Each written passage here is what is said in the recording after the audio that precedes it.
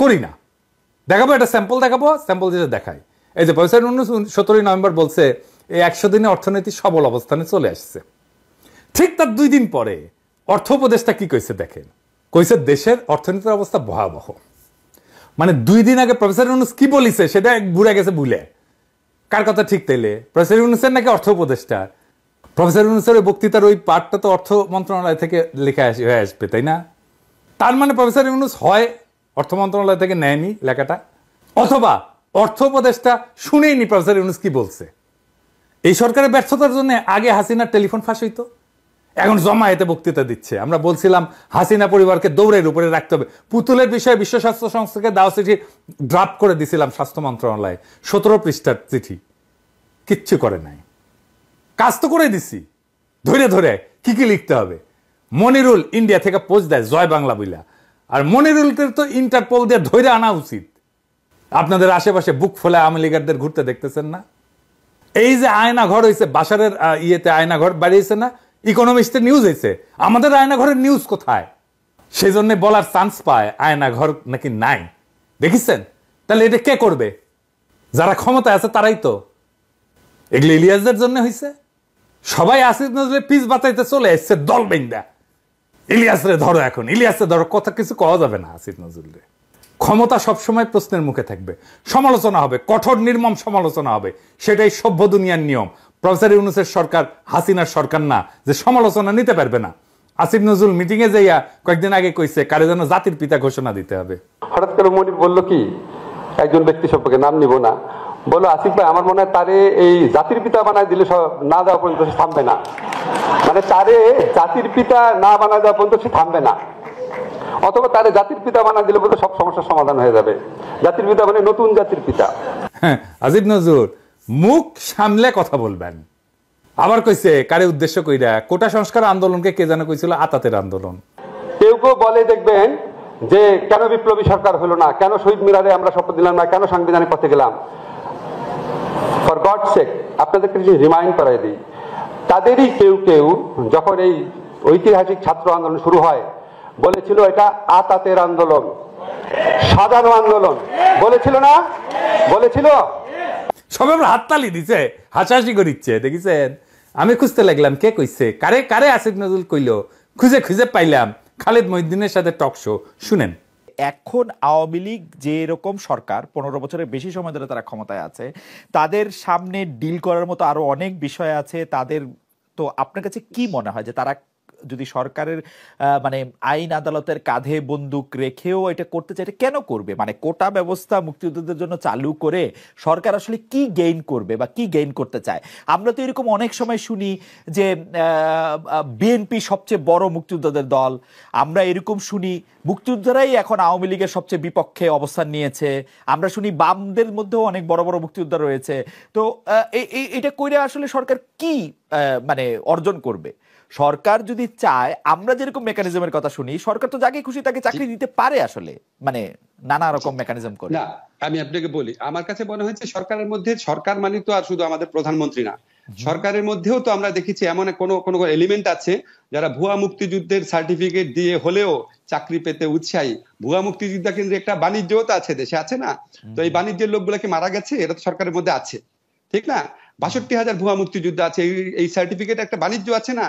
সরকারের মধ্যে একটা কোটারি অংশ আছে যারা ছাত্রলীগ বা যুবলীগকে বা তার কর্মীকে চাকরি দিতে চায়, মুক্তিযুদ্ধের কোটা দিয়ে থাকতে পারে, 1 নাম্বার।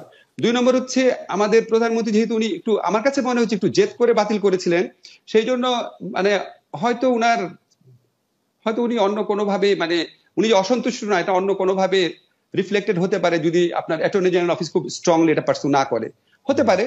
আর 3 নাম্বার হচ্ছে আপনি যেটা বললেন সরকারের নিয়ে কি করবে, আমার কাছে মনে হয় কি, ধরেন এটা একদম একটা সত্যি কিনা আমি জানি না, এমনি ধারণা, যখন এখানে ভারতকে যেভাবে আপনার রেল করিডোর দেওয়া হয়েছে, এটা নিয়ে খুব একটা শোরগোলের মতো অবস্থা তৈরি হয়েছিল। এখন পুরা যুব সমাজের মনোযোগ তো অন্যদিকে নিয়ে যাওয়া যায় এই সমস্ত ইস্যু টুনে, বিকজ এটা হচ্ছে তাদের চাকরির ইস্যু, এটা তাদের সবচেয়ে বড় ইমিডিয়েট ইস্যু হতে পারে। এখন আমাদের সরকারগুলোর মধ্যে স্বচ্ছতা নাই। আসিফ নজরুল সেম সাইড হয়ে গেল না, আন্দোলনে অবদান আর স্টেকের প্রশ্ন তুললেন না। মেহরবানি কইরা যারা ক্ষমতা আছেন তারা ধরলে কলে ছুটতে পারবেন না, একেবারে কচ্ছপের মতো কামড় দিয়ে ধরবো। বাঙ্গো এলিট আপনাদের সাথে থাকতে পারে, কিন্তু আপামর সাধারণ মানুষ, সব হারানো মানুষ, দরিদ্র মানুষ, এরা ইলিয়াস আর পিনাকির সাথে আছে। পিনাকি আর ইলিয়াস তাদের কথা বলে। যদি সাধারণ মানুষের সাথে থাকতে চান, হাঙ্গের পিছে লাগবেন না, হ্যাঁ, বরাবর কইরা দেব। কিন্তু যাই হোক, আমি অনেকদিন শহীদদের গল্প বলি না, আজ এক শহীদের গল্প বলবো। জুলাইয়ের যোদ্ধাদের পানি খাওয়াতে বাসা থেকে রাস্তায় এসেছিলেন মারিয়া সুলতানা রাখির স্বামী শহীদ নাজমুল। তিনি পানি খাওয়ালেন ঠিকই, কিন্তু নিজে পরিবারের কাছে ফিরলেন কফিনে আবৃত হয়ে। রাখির 2 বছরের ছোট্ট আরিয়ানাকে নিয়ে ভাড়া বাসায় এক অনিশ্চিত জীবন যাপন করছেন। নাজমুলের নিথর দেহ যখন হাসপাতালে পৌঁছে, রাখি আহাজারি করছিলেন। তার কথাগুলো শোনেন।